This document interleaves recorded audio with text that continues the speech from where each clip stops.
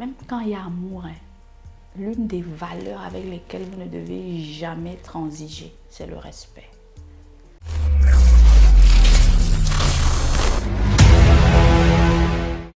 Bon après-midi, mentor, et bienvenue dans les minutes du leadership. Bon après-midi, Madame Ghislaine. Comment tu vas? Un plaisir renouvelé de vous voir. Et Comme quand je chaque vous vois, je vendredi. vais bien. Je vais bien, Quel honnêtement. honneur. C'est vrai aussi. Oui, honnêtement, vous êtes une pépite. Les gens aiment bien dire ça. Le mot là m'énerve. Mais pépites, Vous êtes c'est un une mot. pépite, Aga. Vous n'êtes pas les mots vulgaires. La Pourquoi ils ont pépite. pris les mots que...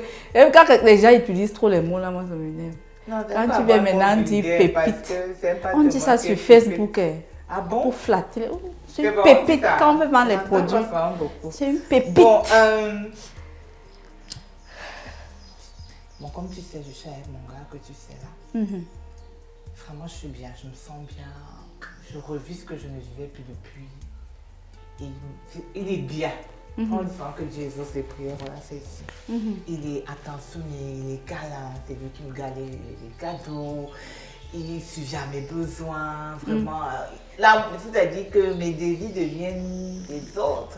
Cette phrase-là a tout son sens dans cette relation. Maintenant, donc, j'ai un fardeau dans mon cœur qui me pèse depuis. Mais je ne sais pas si c'est pas dit, mais je pense que comme c'est mon cas, c'est bien que je veux tout partager avec lui. Je veux que, en fait, il respecte beaucoup mon oncle. C'est pour ça que j'ai un peu peur. Parce que mon oncle est comme le chef de la famille.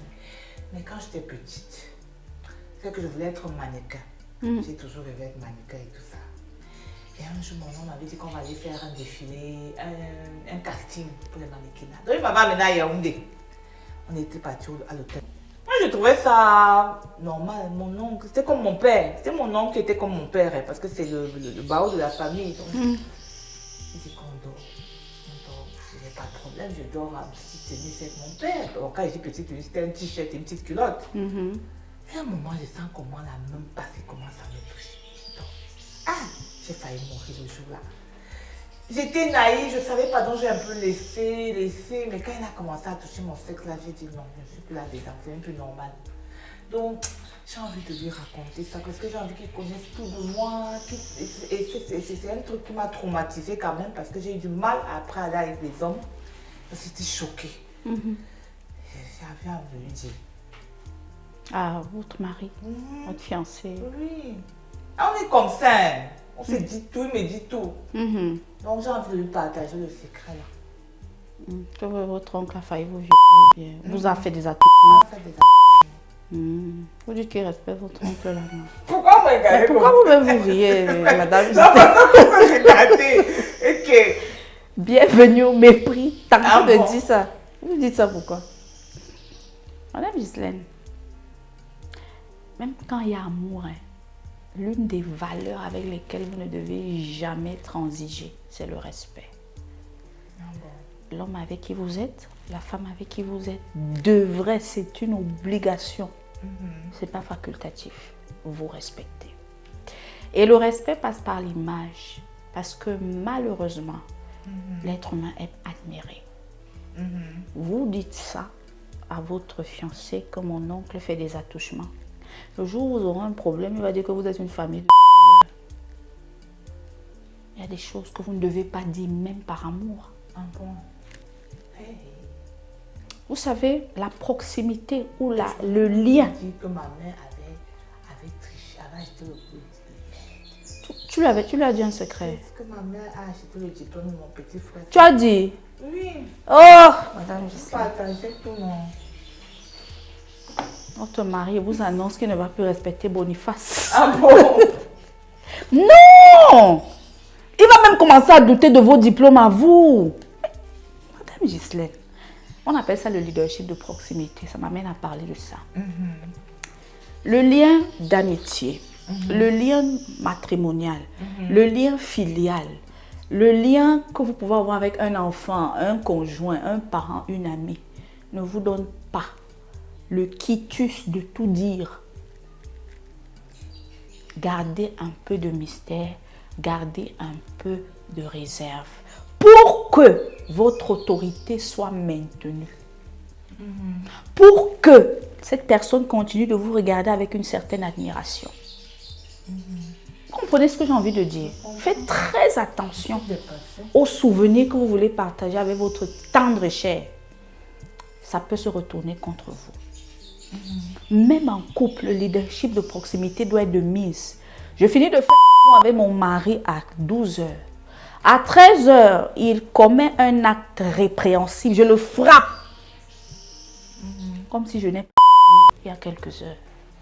Pour son bien. J'aime mon enfant. Peut-être c'est l'enfant unique que j'ai. Mais je constate que l'enfant a des lacunes, a des défaillances. S'il faille que j'expose cet enfant pour qu'il aille au séminaire, pour qu'il aille dans une maison correctionnelle, pour le regresser, je le fais, même si ça me fait mal. Vous suivez ce que je suis en train de dire?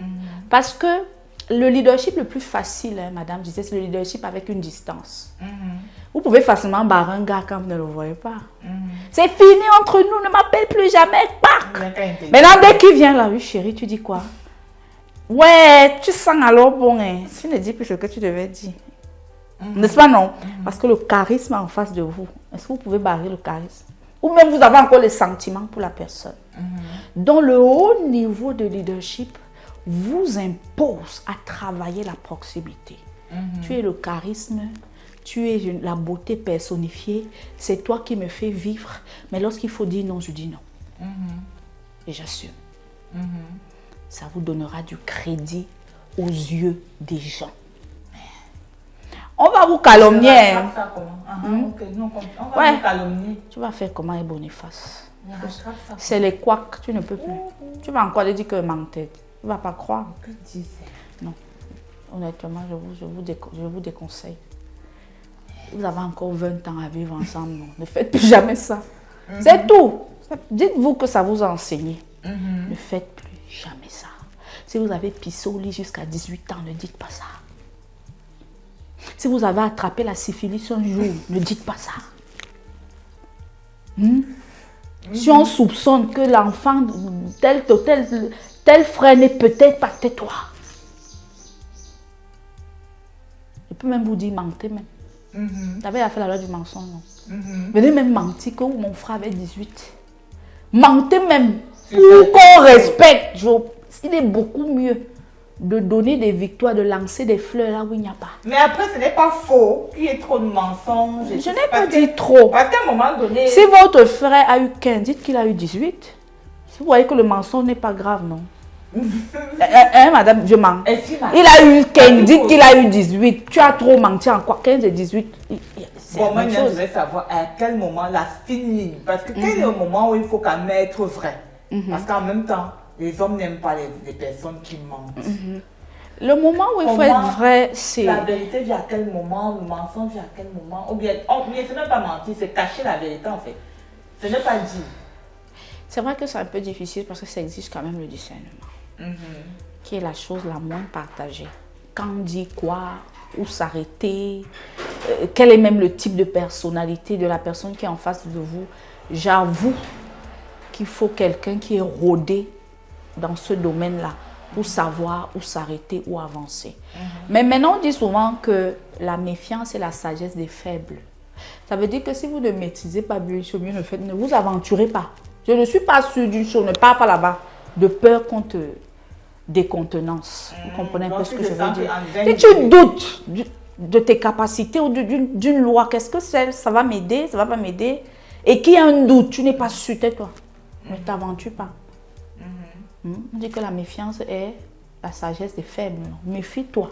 Ça va t'aider. Maintenant, je comprends des faits parce que je dis, ça pouvait être que des faibles pour dire qu'il ne faut pas faire. Ou bien on a dit quand tu es faible dans un domaine, sois méfiant. Si tu n'es pas sûr, mais la méfiance que n'est pas fait que de faire. Mieux tu viens dire à ton mentor, j'ai eu une situation, je suis restée sans parler. Que de venir lui dire que j'ai eu une situation, j'ai parlé, tu n'étais pas sûr. Et j'ai une dème. Tu as une dème. Mieux, tu laisses le vide. Merci, ça c'est une loi que j'ai envie d'approfondir.